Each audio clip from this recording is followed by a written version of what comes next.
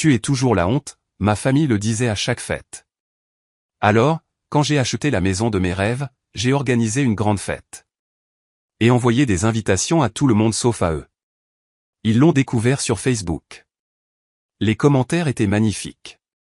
Comme une horloge, à chaque fête, je me préparais mentalement aux remarques et aux pics, toujours enrobé de faux rires ou de tintements de verre. Tu es toujours la honte, mon père gloussait en donnant un coup de coude à mon frère, comme si j'étais une blague que seul comprenait. Ma mère, elle, se contentait de me faire taire, au moins, essaie de ne rien dire de bizarre cette année. D'accord. Et à chaque fois, j'acquiesçais, souriais nerveusement et allais aider à mettre la table ou à sortir les chaises du garage, comme un bon personnage de second plan dans ma propre vie. Je m'appelle Ellie, j'ai 32 ans et pendant la majeure partie de ma vie adulte, j'ai joué le rôle qu'il m'avait attribué, le garçon bizarre et silencieux, celui qui n'a pas gravi les échelons de l'entreprise comme mon frère Daniel, ni ne s'est extasié sur les premières étapes de bébé comme ma sœur Carly.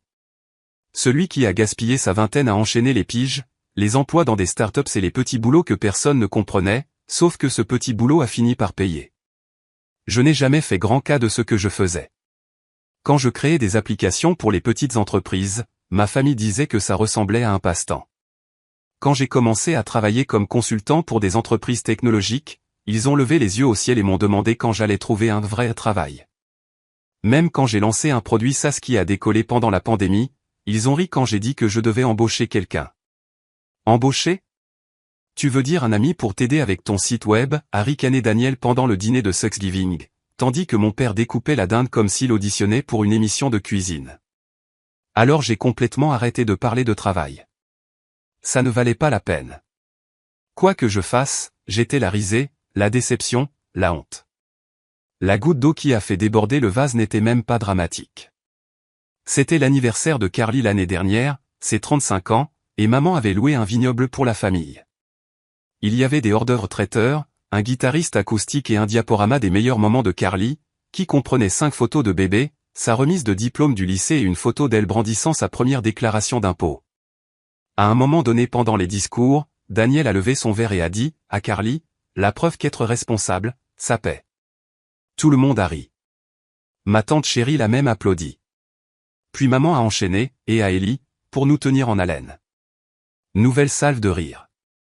Mon verre de vin tremblait dans ma main. Ce soir-là, je suis resté tard pour aider à nettoyer, pas parce qu'il le méritait, mais parce que le personnel de traiteur avait l'air épuisé et dépassé. Alors que je ramenais des chaises pliantes dans la camionnette, Daniel m'a croisé avec un sourire narquois, toujours laide, hein, a-t-il dit à voix basse, assez fort pour que je l'entende, mais assez doucement pour pouvoir le nier. Je n'ai rien dit. J'ai juste terminé et je suis rentré chez moi en silence. Mais ce silence ne signifiait pas la défaite, il signifiait la planification. J'économisais discrètement depuis des années.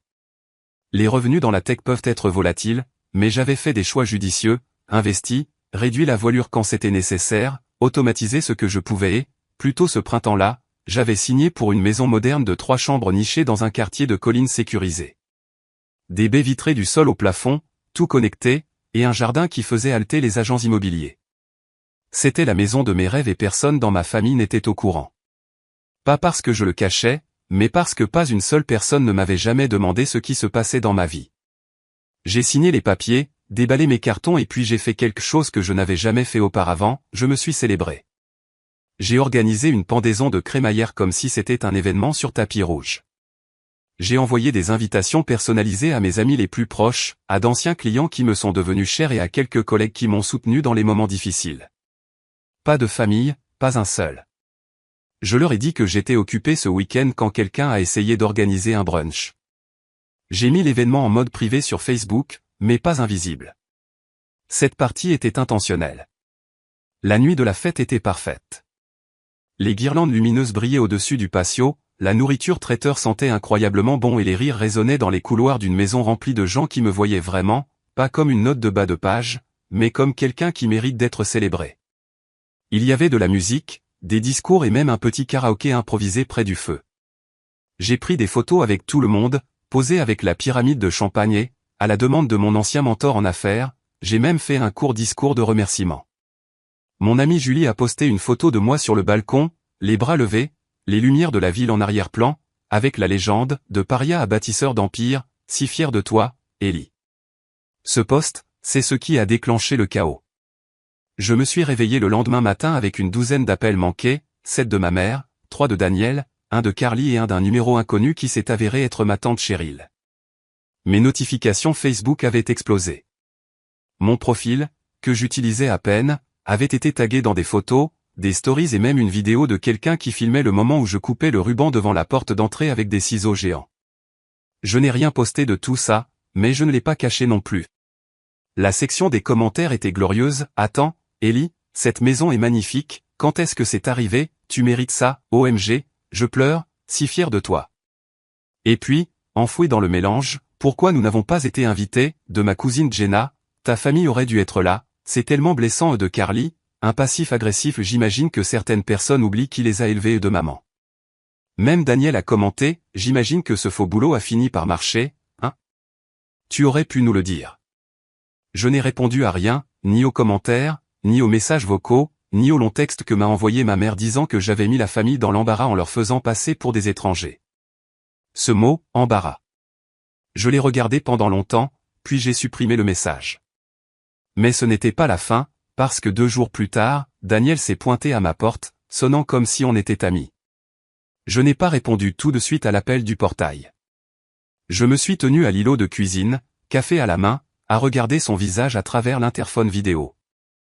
Il avait l'air agacé, impatient, habillé comme s'il sortait directement du bureau, chemise boutonnée, montre qui coûtait probablement plus cher que ma première voiture et cette même expression qu'il avait toujours quand il était sur le point de me donner des conseils. Il a appuyé de nouveau sur le buzzer. « Ellie » a-t-il dit dans le haut-parleur, sa voix grésillant. « Sérieusement, je ne suis pas là pour me battre, ouvre juste le portail. » Je n'ai pas répondu. J'ai attendu. Après le 3e coup de sonnette, il a sorti son téléphone, probablement pour m'envoyer un texto. Bien sûr, mon téléphone s'est allumé une seconde plus tard. « Daniel, ouvre le portail, je ne partirai pas tant qu'on n'aura pas parlé. » Je l'ai laissé attendre 1 minute de plus, puis, avec une profonde inspiration, j'ai appuyé sur le bouton d'ouverture du portail. Il est monté lentement, scrutant la façade de la maison comme s'il essayait encore de l'assimiler. Il s'est garé dans l'allée, sur la gauche, où les pavés étaient encore impeccables et est sorti sans dire un mot. Alors qu'il s'approchait de la porte, je l'ai ouverte avant qu'il ne puisse frapper. « Alors, c'est vrai ?» a-t-il dit, les bras croisés. Je me suis appuyé contre le cadre de la porte. « Ouais. Pourquoi tu ne nous l'as pas dit ?» J'ai laissé échapper un rire discret. « À quand remonte la dernière fois que vous m'avez demandé quoi que ce soit sur ma vie, Dan ?» Il a levé les yeux au ciel. « Allez, on est une famille. Vous avez qualifié mon entreprise de passe-temps. Tu as dit que j'étais toujours laide. À chaque fête, vous vous êtes donné pour mission de me rappeler que j'étais la blague de la famille. » Il a levé la main. « Ce n'est pas juste. » « Si, c'est juste, » ai-je dit, mon ton plus tranchant maintenant. « Vous l'avez tous fait. Vous pensiez que c'était inoffensif, juste des taquineries, mais ça ne l'était pas. Ça a rongé année après année jusqu'à ce que j'arrête complètement de parler. » Pendant un moment, il a eu l'air sincèrement mal à l'aise, comme s'il ne savait pas quoi dire ensuite. Il a jeté un coup d'œil derrière moi dans la maison. « Cet endroit est incroyable, » a-t-il murmuré. « Ça a dû coûter une fortune. » Je n'ai pas répondu. Il pêchait, essayant de mesurer jusqu'où j'étais allé sans lui. « Je ne suis pas venu ici pour me battre, » a-t-il dit finalement, mais maman est vraiment bouleversée, Carly aussi. Tu les as mis dans l'embarras. J'ai failli rire de nouveau. Les mettre dans l'embarras? Ils m'appellent la honte depuis une décennie, mais au moment où je fais quelque chose qui mérite d'être célébré et que je ne les inclus pas, c'est moi qui ai franchi la ligne. Daniel n'a pas répondu. Il s'est agité inconfortablement sur le porche. Tu sais, maman, elle a pleuré quand elle a vu les photos. Elle a pleuré aussi quand j'ai abandonné mes études supérieures, ai-je dit. Elle m'a dit que je ne ferais jamais rien de ma vie. Peut-être qu'elle n'aime tout simplement pas les surprises. Il a baissé les yeux sur ses chaussures, puis les a relevés vers moi. Écoute, je ne dis pas qu'on était parfait. Vous étiez cruel, Dan. Vous tous. Et vous ne l'avez même pas remarqué. Silence. Puis il s'est éclairci la gorge. Alors, qu'est-ce qu'il se passe maintenant? Tu nous ignores? Tu fais comme si on n'existait pas? Je l'ai regardé, je l'ai vraiment regardé. Le même frère qui avait l'habitude de me pousser hors des photos, qui m'avait dit une fois lors d'un dîner de Noël que j'avais de la chance d'être inclus. Et maintenant, il était là, sur mon porche, à demander ma permission pour entrer. Je ne fais semblant de rien, ai-je dit calmement. Je choisis juste qui fait partie de ma vie. Sa mâchoire s'est serrée. Alors, tu vas continuer à punir tout le monde? Ce n'est pas une punition, ai-je dit, ma voix calme. C'est la paix. Encore un moment de silence, puis il s'est tourné pour partir. Mais avant d'atteindre sa voiture, il s'est retourné une dernière fois. Tu es toujours amer, a-t-il dit. Aucune maison au monde ne change ça. Je n'ai pas bronché. Et tu es toujours arrogant. Aucune fête ne change ça. Il est parti sans dire un mot de plus. Cet après-midi-là, j'ai reçu un message de ma cousine Jenna. C'était une capture d'écran d'une conversation de groupe dans laquelle je n'étais pas. Ma mère avait écrit, « Je ne comprends pas pourquoi il fait ça. Nous l'avons élevé, non? Peut-être qu'il aime juste nous faire passer pour des méchants. » Carly a répondu, « Il a toujours été un peu bizarre. Je savais que quelque chose comme ça finirait par arriver. » Puis Daniel, laissez-le profiter de sa petite victoire. Ça ne durera pas. J'ai lu cette ligne 2 fois. Ça ne durera pas. C'est à ce moment-là que j'ai réalisé qu'il ne croyait toujours pas que tout cela était réel. Il pensait que c'était un coup de chance, une phase. Il ne pouvait pas me voir comme quelqu'un qui a réussi parce que cela signifierait admettre qu'il s'était trompé à mon sujet pendant des années. Alors j'ai pris une décision, ne pas riposter, ne pas me disputer, mais continuer tranquillement, délibérément, et m'assurer qu'il regarde chaque étape. Le lendemain matin, j'ai accepté une offre pour faire une chronique en tant qu'invité sur un podcast technologique avec un public énorme. La même semaine, j'ai signé avec une agence pour transformer mon travail de consultant en une entreprise à part entière. J'ai mis à jour mon profil LinkedIn, posté quelques photos de la fête sur mon profil public. Rien de tape à accent grave-l'œil, juste assez pour être vu. Je n'avais pas besoin de leur approbation, je voulais juste qu'ils sachent qu'ils n'étaient plus le centre de mon histoire. Et c'est là que les choses ont pris une tournure radicale. Parce que 3 jours plus tard, j'ai reçu un message de ma mère. Pas un commentaire, pas un message vocal, une lettre manuscrite livrée par coursier. À l'intérieur, il y avait 5 pages et une requête. L'enveloppe était épaisse, de couleur crème, chère, comme celle qu'on attendrait pour une invitation à un mariage ou un avis juridique. J'ai failli ne pas l'ouvrir. Une partie de moi voulait la jeter dans le tiroir sans l'ouvrir, la laisser prendre la poussière avec toutes les autres choses que j'avais été trop fatigué pour traiter au fil des ans. Mais la curiosité a pris le dessus. À l'intérieur, il y avait 5 pages manuscrites sur du papier à lignes, le genre que ma mère gardait toujours en pile dans la maison. Son écriture n'avait pas changé depuis mon enfance. Des lettres bouclées, soignées, avec un lourd soulignement sur chaque mot qu'elle jugeait important. La première page commençait sans salutation, juste, je ne sais même pas par où commencer. Je me suis penché en arrière sur ma chaise, téléphone en mode silencieux, café oublié. Elle a continué en disant à quel point elle était blessée, confuse, choquée de découvrir que j'avais emménagé dans une si belle maison et que je n'avais pas pensé à partager cela avec ma famille. Elle a écrit qu'elle avait vu les photos Facebook, les commentaires d'étrangers qui me félicitaient comme si c'était eux qui m'avaient élevé. Elle a dit que c'était comme être effacé. À la page 2, la lettre a pris un tournant subtil au début. Tu as toujours eu un don pour le drame, Ellie. Même quand tu étais enfant. Tu te souviens que tu te cachais dans ta chambre pendant des heures si quelqu'un te taquinait, même si c'était juste une blague. On est une famille. Les familles se moquent parfois, c'est comme ça qu'on se maintient les pieds sur terre. J'ai senti ma poitrine se serrer. Ce n'était pas des excuses, c'était une réécriture, un léger remaniement d'années de remarques désobligeantes en un sarcasme affectueux, une présentation passive de la cruauté comme de simples taquineries, de l'exclusion comme un amour rude. Et chaque ligne portait le même message non dit, c'est de ta faute si tu es sensible. La page 3 était une liste de malentendus. Daniel ne le pensait pas quand il a dit que je ne réussirais jamais. Carly avait toujours admiré mon indépendance. Papa était juste démodé et ne comprenait pas les carrières modernes. Elle a souligné ce mot, démodé. À la page 4, elle faisait des demandes. Mettons tout ça derrière nous. Pourquoi ne pas organiser une autre réunion? On peut en faire une affaire de famille cette fois. Tout le monde est prêt à essayer, si tu le es. puis elle a lâché la vraie raison de la lettre. Ta cousine Jenna a mentionné quelque chose à propos de la croissance de ton entreprise. C'est merveilleux.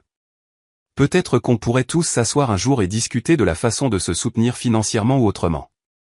Tu as toujours été bon avec l'argent et il y a quelque chose avec lesquels nous avons du mal et que tu pourrais peut-être nous aider à gérer. J'ai arrêté de lire. Le reste de la lettre était lourd dans mes mains, mais je n'avais pas besoin de voir les dernières lignes, je savais déjà ce qu'elle dirait. Une variante de « tu nous manques ». Tu fais toujours partie de cette famille. Et peut-être même merci de répondre bientôt. Je me suis levé, j'ai marché jusqu'à la fenêtre et j'ai regardé le patio. Les lanternes de la fête étaient toujours accrochées, se balançant légèrement dans la brise. Les verres à champagne avaient disparu, mais l'énergie était restée. Le souvenir des rires, des gens qui m'encourageaient, pas qui me toléraient. Et j'ai réalisé quelque chose. Ce n'était pas une question de réconciliation, ce n'était pas une question d'amour, c'était une question de contrôle. Pour la première fois de leur vie, ils ne pouvaient pas décider de la façon dont je me présentais. Je n'étais pas Élie l'aidant, Élie le bizarre, Élie la honte. J'étais Élie l'homme qui a réussi sans eux et ils détestaient ça. Je me suis rassis et j'ai regardé l'enveloppe. Il y avait une page de plus. Je me suis forcé à la lire. Nous aimerions venir voir la maison, peut-être apporter une bouteille de vin, prendre quelques photos. Tu sais, montrer à tout le monde à quel point nous sommes fiers. Je pense que ça voudrait dire beaucoup pour ton père. J'ai senti ma mâchoire se serrer. Pas voudrait dire beaucoup pour moi, pas parlons-en, juste prenons des photos, montrons aux gens, prouvons qu'on est fiers, maintenant que c'est pratique. Ce soir-là, je n'ai pas répondu. J'ai plutôt pris la lettre, l'ai scannée et en ai enregistré une copie. Puis j'ai allumé un feu dans le foyer à l'arrière, me suis versé un verre et ai regardé les pages se recroqueviller et disparaître dans les flammes. 2 jours plus tard, Carly m'a tagué dans un post. Un dîner de famille, tous sourires, une légende qui disait « Certaines personnes oublient d'où elles viennent, mais nous savons toujours à quoi ressemble le véritable amour. » Les commentaires en dessous étaient quelque chose d'autre. Ma tante Cheryl a commenté « La famille d'abord, toujours. » Daniel a commenté « Pas de place pour les égos ici, juste une vraie connexion. » Maman a commenté « Amen à ça. » Et puis, enfoui sous la pile, un commentaire de quelqu'un à qui je n'avais pas parlé depuis le lycée, « Attendez, Élie n'a-t-il pas organisé une fête la semaine dernière? Je n'ai vu personne de vous là-bas. » Ce commentaire, il a disparu en quelques minutes. Je n'ai pas répondu, je n'ai pas republié, j'ai juste regardé. Parce que le moment arrivait, un moment très précis, très public et j'allais m'assurer qu'ils le voient tous. Je n'ai pas répondu au post Facebook, je n'ai envoyé de message à personne, ni à Carly, ni à Daniel, ni à maman. Je les ai juste laissés mijoter dans l'illusion qu'ils essayaient de construire, que rien n'avait changé, qu'ils étaient toujours le centre de ma vie, toujours l'axe autour duquel j'orbitais tranquillement. Mais dans les coulisses, je me suis mis au travail. 1 mois auparavant, j'avais été approché par un magazine local qui présentait des entrepreneurs prometteurs de la région. Ils voulaient faire un portrait de moi, de mon entreprise technologique, de mon travail avec les petites entreprises, de mon histoire.